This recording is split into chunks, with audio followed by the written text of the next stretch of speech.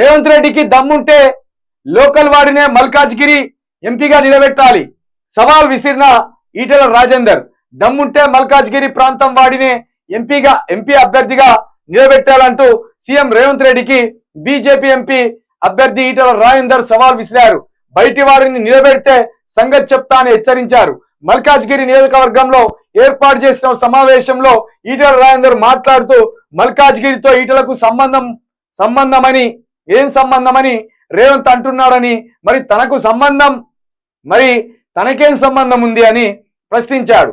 రేవంత్ కు దమ్ము లేదు, అభ్యర్థి కోసం వెతుకుతుండు, 200 కోట్లు ఖర్చు పెట్టేటోడు కావాలట.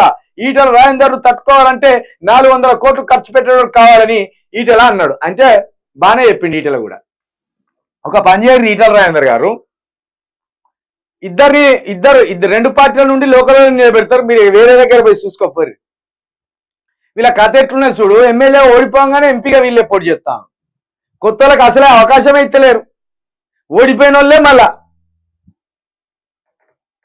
అట్లున్నాయి. ఇప్పుడు ఏమంటాడు ఇంకా ఈటెల రాజేందర్ను 200 కోట్లు కావాలట. ఈటెల రాజేందర్ నువ్వు ఒడగొట్టాలంటే 200 సరిపోవు, 400 కోట్లు కావాలి.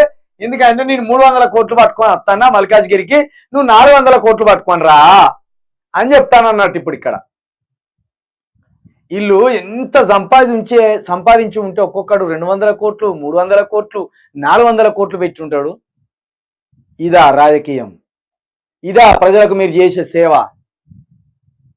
ఈ దుర్మార్గం జరుగుతుంది ప్రజలారా. రేవంత్ రెడ్డికి దమ్ముంటే లోకల్ వాడిని పెట్టాలంటాడు. అయితే నువ్వు ముందు ఇక్కడి నుంచి వెళ్ళిపోయి ఆయన లోకల్ వాడిని పెట్టాలని లొలి చేయి. అప్పుడు నీ మాట ఎవడన్నా నమ్ముతాడు.